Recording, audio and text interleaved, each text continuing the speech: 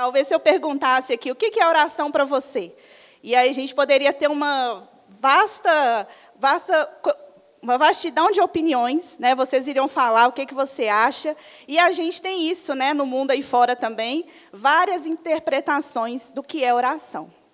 E a gente pode ter um conceito, mesmo sendo cristãos, a gente pode ter um conceito não bíblico do que é oração. Aí eu fiz uma pesquisa rapidinha, né? Pedi meu estagiário para me ajudar, o ChatGPT, e falei assim, me mostra aí frases, né, conceitos populares sobre oração. O que aparece aí no mundo aí fora? Então, aí eu achei algumas frases, várias, né, mas eu escolhi 3. Aí eu achei uma assim, a oração é a ferramenta que move as poderosas mãos de Deus. Talvez você já ouviu isso em algum momento da sua vida, né? Então, é como se fosse assim, a oração, a mão de Deus está lá, fechada. Aí, pela minha oração, eu vou abrir a mão de Deus para que Ele possa me abençoar. Eu vou convencer Deus de que Ele precisa me dar aquilo que eu desejo. Então, esse é um conceito que as pessoas têm por aí sobre oração. Então, a oração, ela manipula a vontade de Deus. Deus não está querendo fazer algo, mas eu vou lá e convenço Ele que Ele vai fazer por mim. Tem gente que pensa isso sobre oração. Então, nós vamos descobrir nessa manhã se isso é bíblico, se isso é verdadeiro ou não. Tem outra aqui que é muito interessante. Para o cadeado, criou-se a chave. Eu acho legal, né, que o pessoal tem essa ideia, assim, sempre associar a oração com chave. Vocês já viram isso? O pessoal gosta, né? Então, para o cadeado, criou-se a chave. E para a solução dos problemas, Deus criou a oração. Então, como se a oração resumisse só para resolver os nossos problemas, resolver a nossa vida. Então, eu vou até Deus com a minha lista de problemas, que são muitos, né? Acho que todo mundo aqui tem uma listinha de problemas. E aí você fala, Deus, aqui, resolve para mim. SOS, né? Eu estou aqui pedindo socorro. Então, tem gente que entende a oração exatamente dessa maneira, como uma solução rápida, instantânea, para todos os problemas da minha vida. E, mais uma vez, na temática da chave, a oração é a chave que abre o coração de Jesus. Nossa, essa é profunda, né? Então, você vai acessar o íntimo do coração de Jesus por meio da sua oração. Será que isso é bíblico? Então, a gente vai descobrir aqui nessa manhã. Então, nós, como cristãos, a gente pode ter, sim, essas ideias, né? Talvez dessas frases, ou outras ideias ainda erradas sobre a oração. E a oração ela é fundamental, como eu disse, ela é vital para o nosso relacionamento com Deus. Então, a depender do conceito que a gente tem sobre oração, isso vai impactar toda a forma com que nós nos relacionamos com Deus, tanto na nossa individualidade, como também comunitariamente. Nós, enquanto igreja, quando nos reunimos aqui para cultuar, para adorar, a forma que eu entendo a oração vai impactar também o nosso culto. Então, o que a gente pede quando a gente se reúne como igreja? Quais são os motivos da nossa oração enquanto igreja local, Missão 1618? Quais são os anseios que o nosso coração traz diante do Senhor? Quais são as nossas expectativas?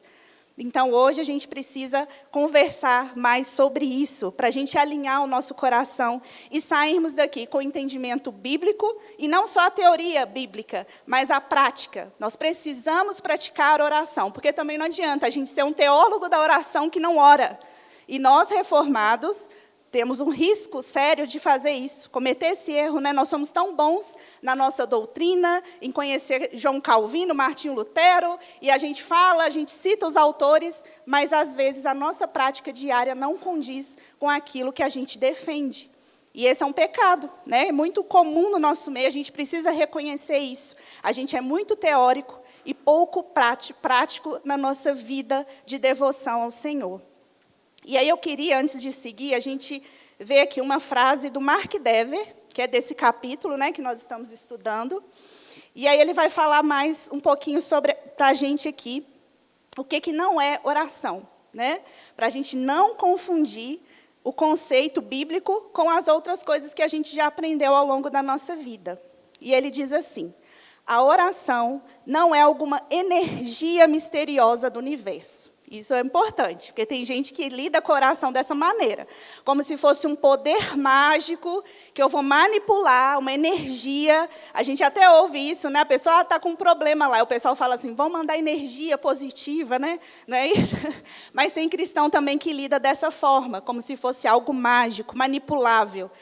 De acordo com a Bíblia, orar não é beneficiar-se de uma força impessoal que está por aí.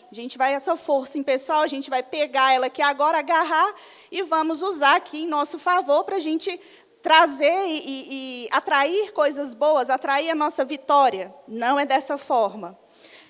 Uma força impessoal que está por aí como o vento, para ser utilizada por quem issa a vela de uma oração cheia de fé. A oração não é um tipo de caixa eletrônico cósmico ou meditação superficial. Então, também não é um caixa eletrônico, né? Você fala, nossa, hoje eu estou precisando, vou lá sacar aqui uma porção de alguma coisa que eu estou precisando, seja de alegria, seja de vitalidade, seja para resolver um problema, então deixa ele sacar um benefício. A oração não funciona dessa maneira. Ou uma meditação superficial, que você fica ali pensando, meditando, ou apenas falando consigo mesmo. Ó Deus, eu preciso disso, disso e daquilo. Aí você repete de novo. Ó Deus, a mesma coisa, eu preciso disso, disso e daquilo. Não é essa meditação como um mantra, né? Como a gente vê por aí, repetição de frases, palavras e sons.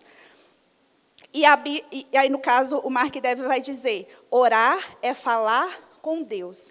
Então, prioritariamente, na Bíblia, a gente vê isso. Orar é falar. A gente pode transformar orações em versos, escrevendo. A gente pode cantar orações, como nós fizemos nesta manhã. Mas, prioritariamente, na Bíblia, o ensino bíblico é falar. As pessoas na Bíblia oravam falando, dizendo, não apenas mentalizando alguma coisa que elas queriam na força do pensamento, mas falando, expressando o coração diante de Deus. Orar é falar com Deus. E é eficaz, porque o Deus da Bíblia é real e Ele realmente ouve. Então, a oração só é eficaz por causa de quem as ouve, porque Deus é real. Então, a gente tem que lembrar disso também. Deus não é como um ídolo de gesso, que não pode ouvir, né? Tem lá o ouvido esculpido, mas não ouve. Deus não é comparado a um ídolo. Ele ouve as nossas orações. Mas aí você pode estar se perguntando, ou então pensando aí, né? Nossa, eu preciso orar mais. A primeira acusação que talvez a gente pensa, quando a gente ouve uma pregação sobre oração, a gente pensa quantitativamente. Tenho orado pouco. E, às vezes, é isso mesmo. A gente pode sair daqui impulsionado e falar, eu tenho orado pouco, e realmente é uma realidade. Nós, constantemente, estamos em dívida em relação à oração, sim, porque a gente provavelmente ora menos do que deveria, certo? Mas, nessa manhã, eu queria te chamar a atenção não apenas para a quantidade, mas, principalmente, para a qualidade. Qual é a qualidade das nossas orações? As nossas orações são bíblicas? As nossas orações são centradas no Evangelho? O que motiva você a orar? Sabe? Qual que é o impulso? O que te leva a abrir a boca e falar com Deus? É apenas quando você está com um problema? Apenas quando você está sofrendo? E aí você fala, hoje sim, eu preciso orar. Mas quando a gente está de férias, a gente está na praia, a gente está ok, a nossa conta bancária está cheia, geralmente a gente esquece. Não, ok, hoje eu não estou precisando orar não, está tudo ok aqui, não tem nenhuma necessidade. Mas se o calo apertar, aí a gente corre. Vamos orar, porque agora eu estou precisando. Será que nós relacionamos com a oração, né, com Deus, apenas nesse sentido de resolver, né, as nossas situações pessoais? Ou seja, quais são as prioridades das nossas orações? Quando eu oro, qual que é o meu foco? Onde eu foco a minha atenção? É em Deus, em quem Ele é? Ou naquilo que eu preciso e naquilo que eu quero? Enfim, então a gente poderia pensar nessas perguntas nessa manhã. Mas voltando ao assunto aqui central, para sermos uma igreja saudável, nós precisamos amadurecer em relação à nossa vida de oração. Eu tenho um filho de 3 anos, né? Você sabe, Lucas. E desde muito novinho a gente ensina ele a orar. E ele presencia a gente orando, né? E à medida que o tempo passa, a gente vê que ele está desenvolvendo melhor a oração aí, o conceito dele de oração. E a gente começou a dar oportunidade para ele orar de manhã lá em casa, quando a gente ora. E ele fala: Deus, obrigada por esse dia, pelo café da manhã, pelo papai, pela mamãe, pela vovó, e a lista é grande. Tem gente até da igreja que já entrou na oração dele aqui. E assim, todo dia ele fazia essa mesma oração.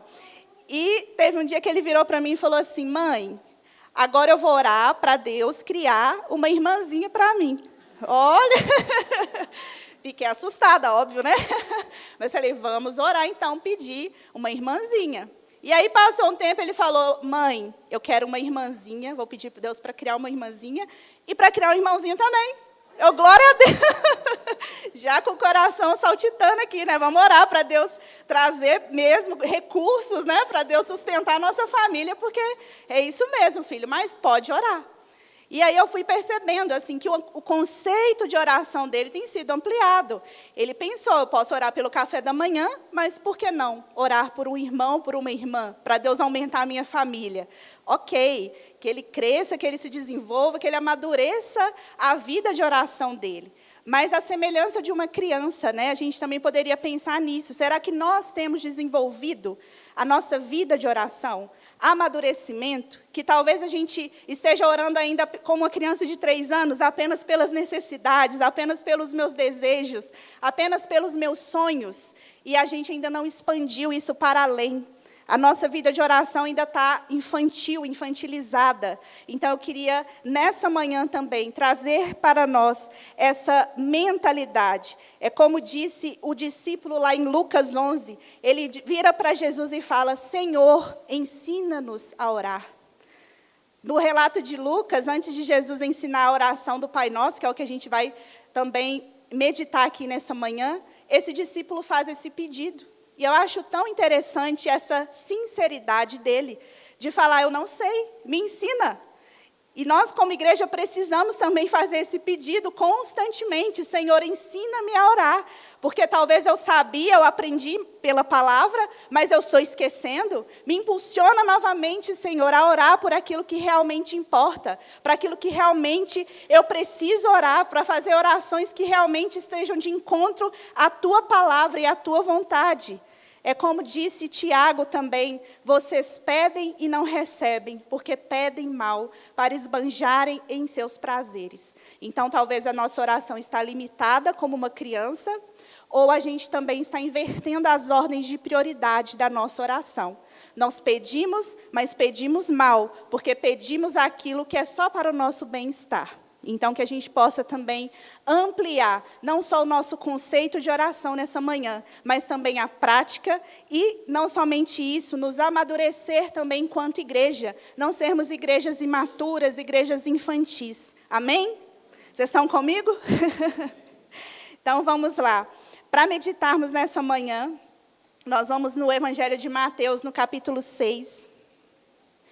É onde o Senhor Jesus ensina. O outro relato é o de Lucas, e nós vamos nos atentar no relato de Mateus, onde Jesus ensina a oração do Pai Nosso.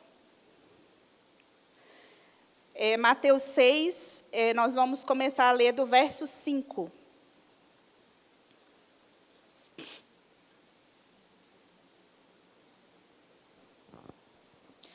Nós estamos aqui nesse contexto de Mateus 6, lembrando, né, Jesus ele está ensinando aqui o Sermão do Monte. Então, ele já está falando uma série de discursos aqui com seus discípulos e com uma multidão de pessoas que o seguia. E Jesus já ensinou aqui as bem-aventuranças. Jesus já falou aqui sobre a lei de Moisés, sobre os mandamentos. E agora, no capítulo 6, ele começa a falar sobre os atos de justiça, as práticas de devoção que eram muito comuns aos judeus praticarem, que é o dar esmolas, o orar e o jejuar. Então, só para vocês se localizarem aqui, Jesus ele começa a ensinar sobre oração para esse povo que está ouvindo ali já há algum tempo o sermão dele, o Sermão do Monte. E ele começa a falar sobre essas 3 práticas. E nós vamos nos concentrar aqui na prática, no ensino dele a respeito da oração. Então, vamos ler a partir do verso 5, que diz assim: E quando orarem, não sejam como os hipócritas, que gostam de orar em pé nas sinagogas e nos cantos das praças, para serem vistos pelos outros. Em verdade lhes digo que eles já receberam a sua recompensa.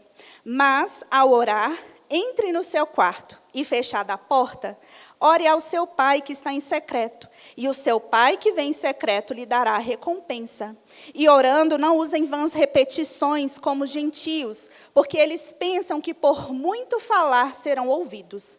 Não sejam, portanto, como eles, porque o Pai de vocês sabe o que vocês precisam, antes mesmo de lhe pedirem. Portanto, orem assim: Pai nosso que estás nos céus, santificado seja o teu nome, venha o teu reino, seja feita a tua vontade, assim na terra como no céu. O pão nosso de cada dia nos dá hoje, e perdoa-nos as nossas dívidas, assim como nós também perdoamos aos nossos devedores. E não nos deixes cair em tentação, mas livra-nos do mal. Pois teu é o reino, o poder e a glória para sempre. Amém.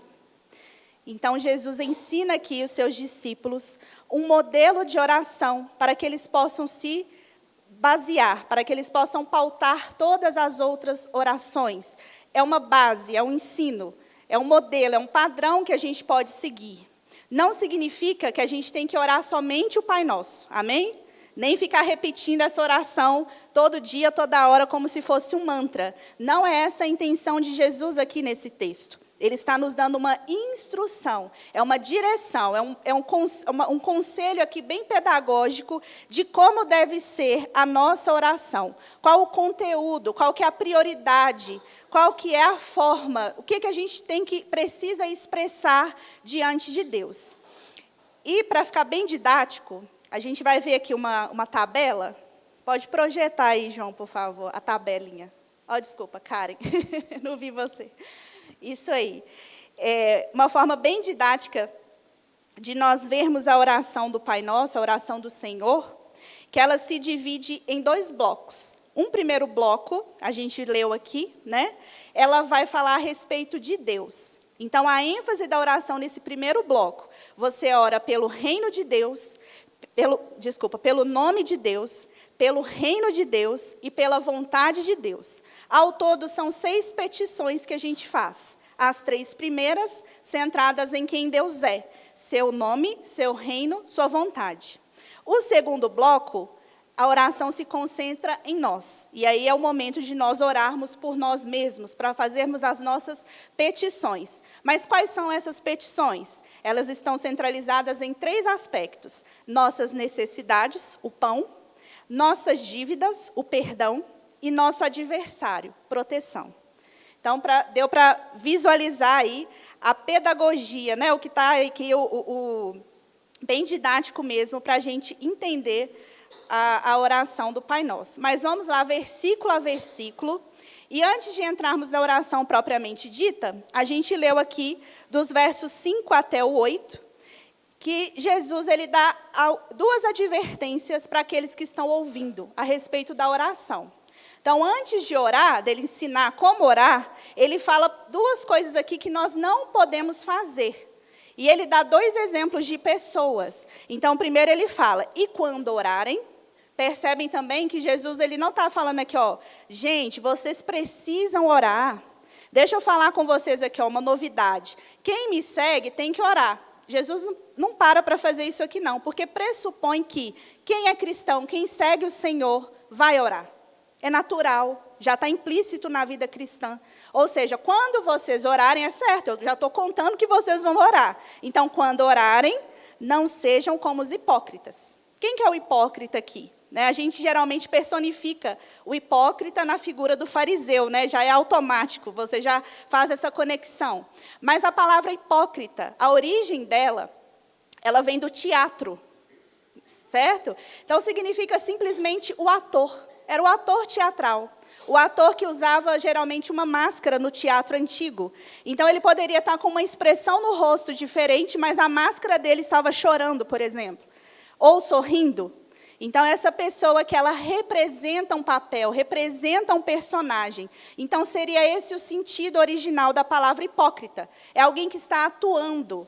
E a gente expandiu esse significado, obviamente, e para nós a hipocrisia, uma pessoa hipócrita, é realmente uma pessoa que finge, que dissimula ser alguém que ela não é, que interpreta um papel. E é sobre isso que Jesus está falando aqui. Para nós não sermos como os hipócritas, uma pessoa que está orando ou buscando usar a oração para entrar num personagem de gente espiritual. Uma pessoa que você sabe que ela não é crente, mas ela quer passar a imagem que ela é. Então, a oração não pode ser usada como instrumento dessa manipulação. Agora é o momento de orar. Então, no caso aqui, o hipócrita, ele ia para a esquina, né? Ele ia para o lugar mais visível da cidade. Lembra que os judeus tinham as orações diárias. E onde eles estivessem, eles tinham que parar e fazer a oração. Mas tinha gente que aproveitava, tipo assim, deixa eu ir ali para o pirulito da Praça 7, na hora que o relógio já está quase na hora, deixa eu correr para lá, porque lá tem mais gente para me ver. Então, ele ia ao lugar mais movimentado, o lugar mais público, para que ele pudesse orar em voz alta e para as pessoas falarem, nossa, que homem de Deus. Olha que oração poderosa, maravilhosa, que palavra. Nossa, isso é sim, isso é homem de Deus, ele está perto de Deus. E talvez nós também façamos isso muitas vezes, usar a oração como esse instrumento para mostrar para as pessoas o quão espirituais nós somos. Percebe bem também que Jesus, ele não está condenando a oração pública, porque senão os desavisados vão falar assim, então nós não podemos orar na igreja mais juntos, né? Então, não pode, proibido a oração pública. Não é isso que Jesus está ensinando. Ele está falando sobre a motivação. A questão em si não é o lugar, mas é o coração de quem ora, é o propósito. Eu vou orar em público para querer aparecer para as pessoas, para querer impressionar as pessoas. E o texto é bem claro aqui, que no caso, eles já receberam a sua recompensa. Então, o hipócrita que faz questão de orar em público, quando ele é elogiado, ele já recebeu. É o elogio, é o bônus que ele tem. Pronto. Deus não recebe essa oração. Deus não está comprometido com uma oração de alguém que faz nessa motivação. No caso, a recompensa já está dada, o elogio humano. E a instrução, no verso 6, é o seguinte, mas ao orar, entre no seu quarto e fechada a porta, ore ao seu pai que está em secreto. E o seu pai que vem em secreto lhe dará a recompensa. Mais uma vez, não vamos criar teologia do quarto aqui, tá bom? Falar, nossa, então o lugar de oração permitido por Jesus é no quarto. Não é isso que Jesus também está falando. Vocês só podem orar se for dentro do quarto em secreto. Nós precisamos das duas coisas. A oração, momentos a sós com Deus, e a oração pública, a oração comunitária. A oração quando a gente se reúne como igreja. Porque nós vamos ver no livro de Atos vários momentos em que a igreja está orando juntos, unânimes, no mesmo pedido, no mesmo propósito. Ou seja, a oração pública é bíblico, sim. Mas nesse caso aqui, o que Jesus está enfatizando é o seguinte, seja em público. Ou seja, no nosso quarto, quem nos vê, quem deve ter o olhar sobre nós, é o nosso Pai, e não o irmão que está ao nosso lado. Não é impressionar a pessoa que está perto de nós, para elas saberem, ouvirem, ou acharem, pensarem que nós somos espirituais, enquanto não somos. Então, essa é a advertência, a primeira advertência de Jesus. E a segunda, ele fala assim no verso 7, acompanhem comigo. E orando, não usem vãs repetições, como gentios, porque eles pensam que por muito falar serão ouvidos. Não sejam, portanto, como eles, porque o Pai de vocês sabe o que vocês precisam, antes mesmo que lhe pedirem. Então, outra advertência. Então, primeiro ele fala, não sejam como os hipócritas, não finjam, não façam da oração um palco para você de teatro. E a segunda advertência é, não usem vãs repetições, como os pagãos. Não sejam como os pagãos. E a gente acha que só crente que é religioso, que ora, que busca. O pagão também é religioso. O pagão também faz as suas orações. O pagão invoca os seus deuses. Mas geralmente de que forma? fazendo invocações, repetindo o nome do Deus até que ele atenda, falando a mesma coisa.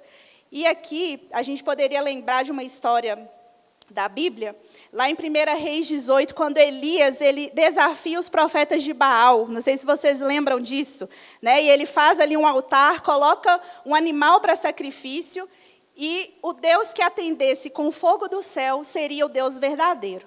E aí o que acontece? Os profetas de Baal começam a orar de manhã cedo, e vai dando meio-dia, eles estão lá: Baal, responde-nos, Baal.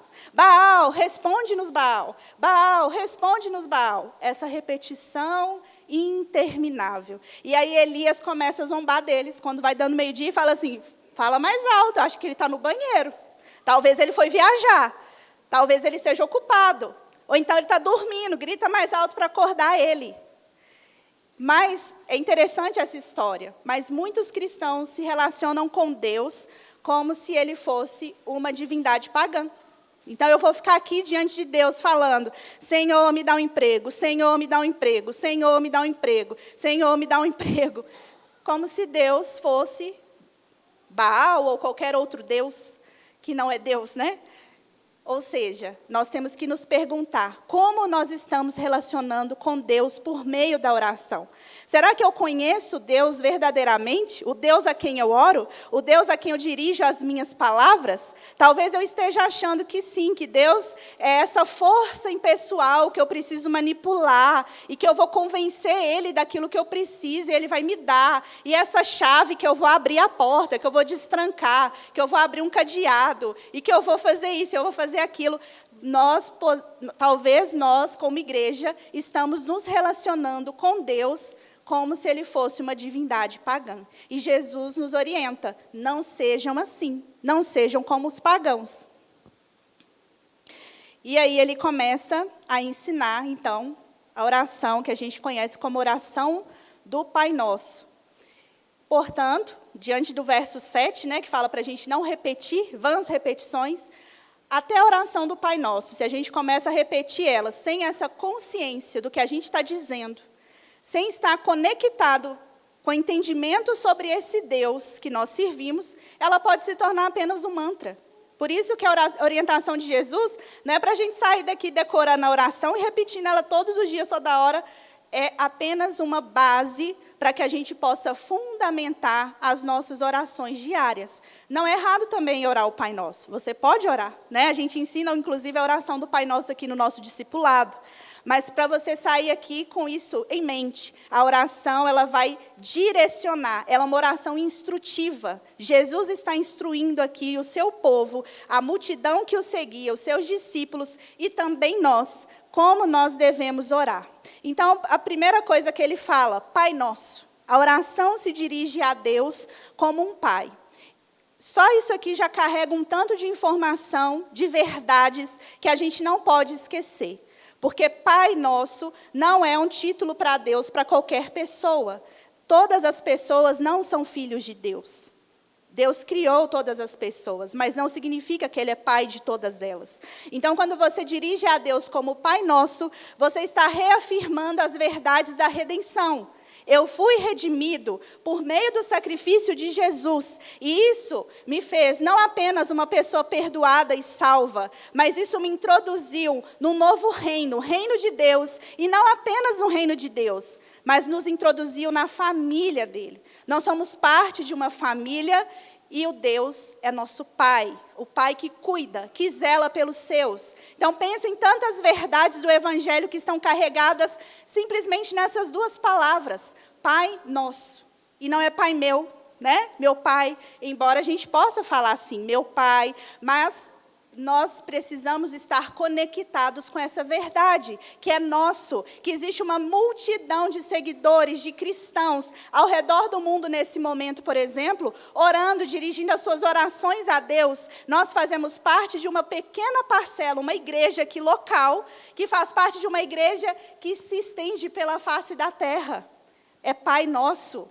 É uma família de muitos irmãos, cujo primogênito é Jesus.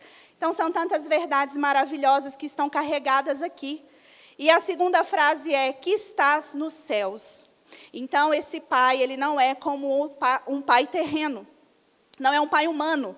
Isso é importante, Jesus está trazendo essa diferenciação aqui para nós. Quando a gente ora, você não está relacionando com um ser humano falível como você, com um pecador como você. Talvez você teve também uma relação difícil com seu pai. Nenhum pai humano foi perfeito, embora tentou, mas não foi. E aí, para você elevar o seu conceito a respeito de quem é o nosso pai, ele é celestial, é um pai de outra natureza, de outra ordem, para a gente não confundir com quem nós estamos relacionando. Pai nosso que estás nos céus, santificado seja o teu nome. Santificado, como a gente santifica o nome de Deus? Justamente com a nossa maneira de viver. Deus precisa ser santificado por meio da forma que a gente vive. Isso lembra lá em Levítico 22:32, em que Deus fala o seguinte mandamento para o povo de Israel: não profanem o meu santo nome, mas sereis santificado no meio dos filhos de Israel. Eu sou o Senhor que o santifico. Então, santificar o nome do Senhor é o contrário de profanar o nome do Senhor. E a gente tem visto essa triste realidade na igreja, né? De tantas vezes, tantas formas que o nome do Senhor é profanado, que as pessoas olham e zombam de Deus por causa do comportamento da igreja. Vocês já devem ter visto isso.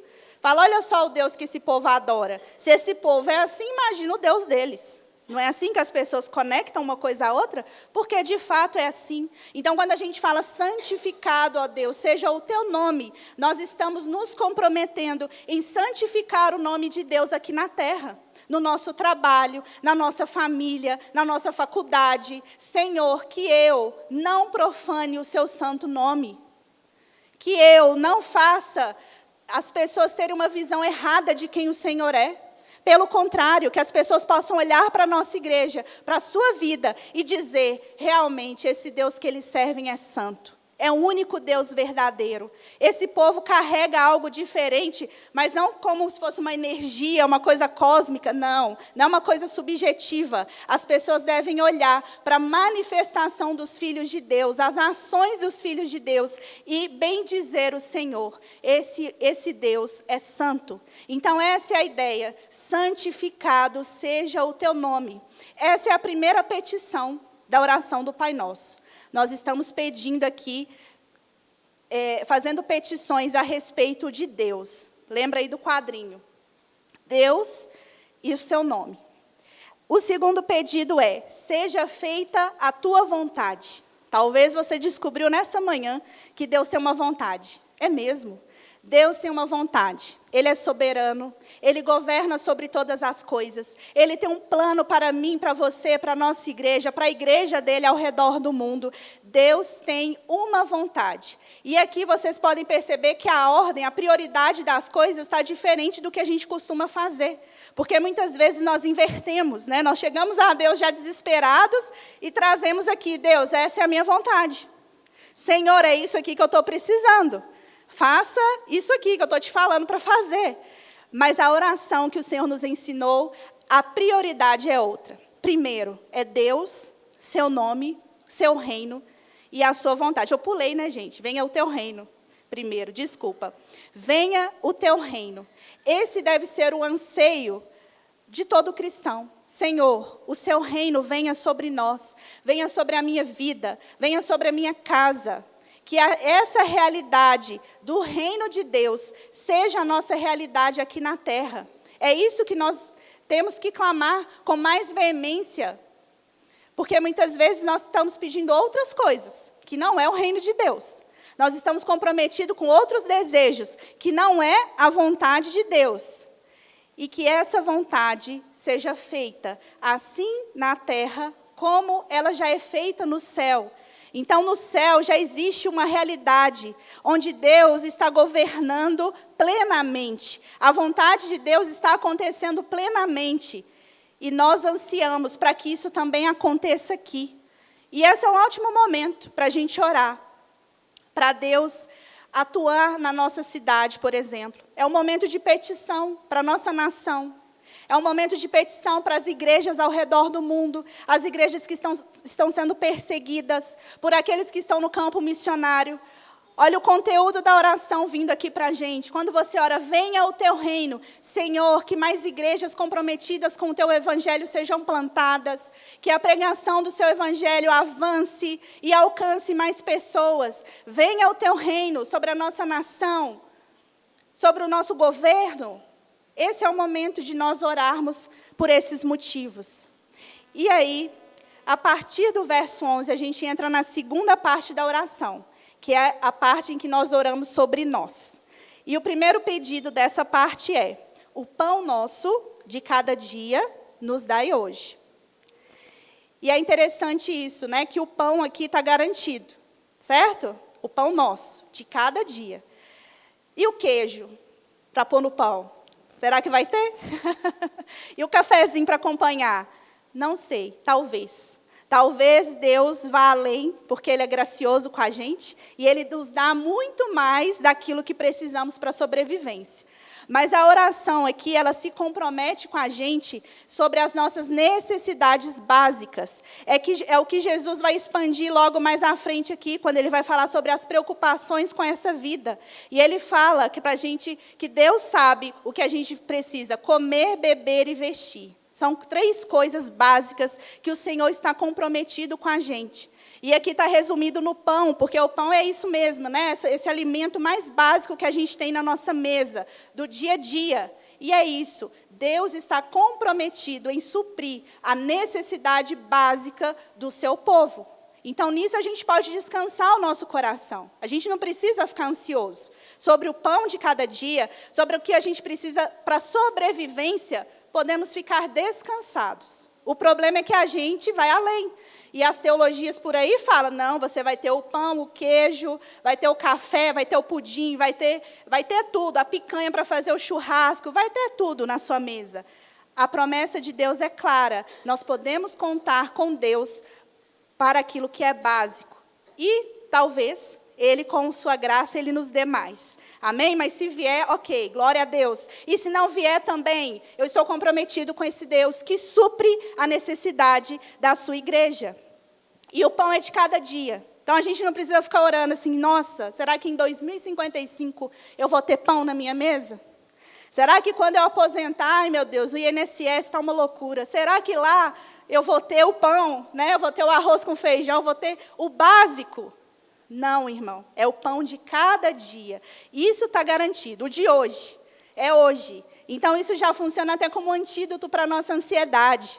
Porque, geralmente, a gente está preocupado com o pão de amanhã, o pão do ano que vem, o pão da semana, enfim. Então, acalma seu coração, respira. Nessa manhã, você pode receber esse alento de Deus aí no seu lugar e falar: Deus, que bom. Eu posso contar com o Senhor para aquilo que eu preciso viver, para aquilo que é básico. O Senhor me promete aquilo que é para a minha sobrevivência. Eu não preciso ficar ansioso com coisa alguma. E o verso 12 vai ser outra petição. A petição pelo perdão. E ele fala assim: perdoa-nos as nossas dívidas. Interessante que é isso, a linguagem do Evangelho. Os nossos pecados diante de Deus são como dívidas, e dívidas impagáveis. A nossa dívida, o nosso pecado, era impagável, tão impagável, que quem teve que pagar o preço no nosso lugar foi Cristo. Então, nós, enquanto cristãos, reconhecemos isso diariamente. Senhor, eu não poderia pagar essa dívida. Era grande demais para mim, era impossível que eu fizesse qualquer coisa. Eu não poderia pagar indo ao culto, dando dízimo, orando 24 horas por dia. Qualquer coisa que eu tentasse não era suficiente. Então, o Senhor providenciou esse perdão para os nossos pecados. E dia após dia, nós prosseguimos também pedindo esse perdão, porque nós sabemos que ainda convivemos aqui com essa carne, com esse pecado que insiste em nos rondar, e nós precisamos da graça e da misericórdia de Deus. Então, quem se converte, ele não pensa assim: ah, beleza, está tudo ok agora, está tranquilo. né? Eu não preciso mais buscar a minha santificação. Pelo contrário, nós estamos comprometidos com esse Deus que escolheu nos salvar. E dia após dia nós vamos ter essa necessidade. Ao chegar diante de Deus, que é santo, você já automaticamente é impelido a falar: Deus, me perdoa, porque eu estou inadequado. Mais uma vez, eu estou aqui diante do Senhor e eu não tenho nada a oferecer. Se eu for olhar para mim mesmo, não poderia nem abrir a boca para falar com Deus, não poderíamos nem orar. Mas aí tem a segunda parte dessa oração, dessa petição. Perdoa-nos as nossas dívidas, assim como nós também perdoamos aos nossos devedores. Ixi, agora complicou. Como tem sido a prática do perdão ao nosso próximo? Porque a oração do Senhor, ela nos coloca diante de Deus o Pai, mas também diante do nosso próximo. Vocês viram aqui que os termos usados sempre no plural. É nosso, é pão, é Pai nosso, é pão nosso. E agora, mais uma vez, a gente está diante aqui de uma verdade. A forma que nós nos relacionamos com Deus, ela precisa impactar as pessoas que convivem conosco. Ou seja, é inadmissível um cristão que foi perdoado, que foi salvo, que teve essa dívida enorme paga, e a pessoa não é capaz de liberar um perdão.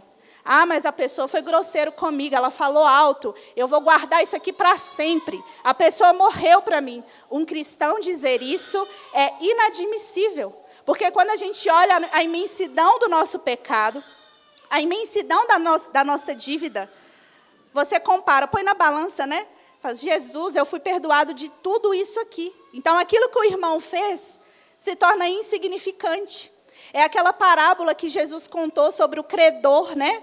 Que primeiro ele devia, o seu senhor, 10.000 talentos. E ele vai lá implorar: me perdoa a dívida, eu não posso pagar, e não faça nada de mal comigo. Eu não posso pagar, tenha misericórdia de mim. E aí o seu senhor fala: ok, está perdoado, eu perdoo a sua dívida de 10.000 talentos.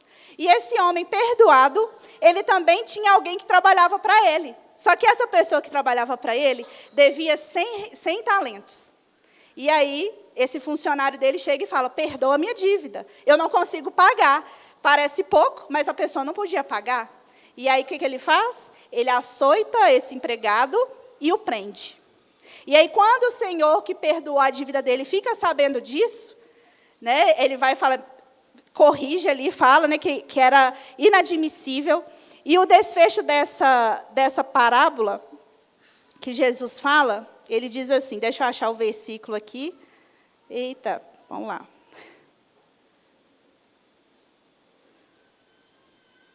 Depois eu acho. Mas é essa forma mesmo, né, que a pessoa perdoada, a pessoa foi alcançada por uma tamanha graça. Ela teve ali a dívida imensa perdoada e ela não foi capaz de perdoar uma coisa que era bem menor.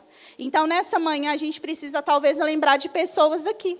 Pessoas que a gente fechou o coração. Uma coisa deixa eu só diferenciar aqui, né? Uma coisa é o perdão ser liberado, não significa que você tenha que morar com a pessoa, entendeu? Não significa, isso é uma outra questão. Mas o perdão, decidir perdoar, isso é uma ordenança do Senhor. A gente não pode carregar e carregando mágoas, ressentimentos, pessoas dentro do nosso coração, porque quando a gente for orar, vai chegar nessa hora aqui, nessa parte. Senhor, me perdoa pelo meu pecado.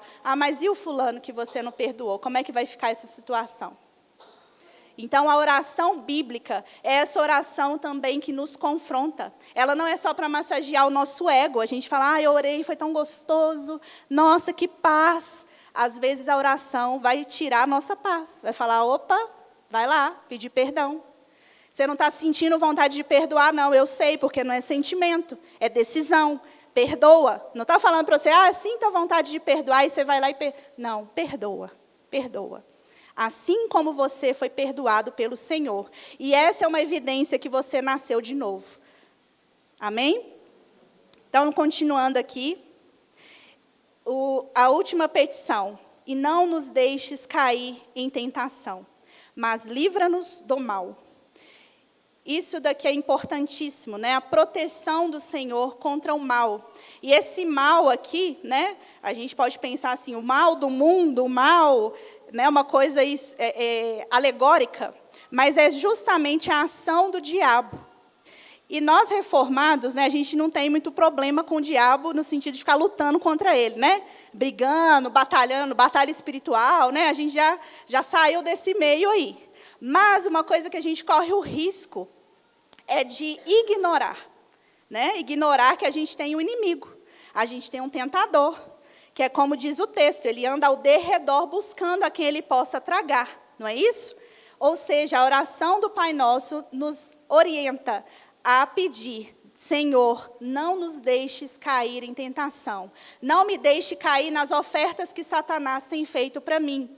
E isso é muito interessante, porque a gente tem a oportunidade de confessar ao Senhor as nossas tentações, ao invés de confessar o pecado. A gente tem a oportunidade de confessar primeiro que está sendo tentado. Amém? Então, Senhor, eu estou tentada a abrir a minha boca e entrar no meio daquela confusão lá e dar minha opinião. Senhor, segura a minha língua. Eu estou tentada a xingar aquela pessoa que fez uma coisa contra mim. Senhor, me ajuda a falar com amor, com temperança.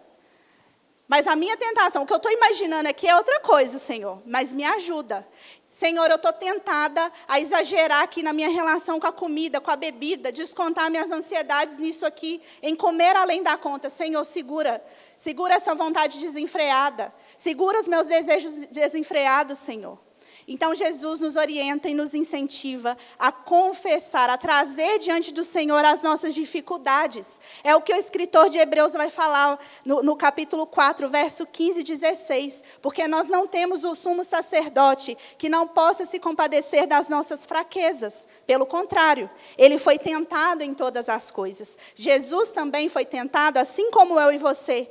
Mas a boa notícia, ele foi tentado, mas sem pecado.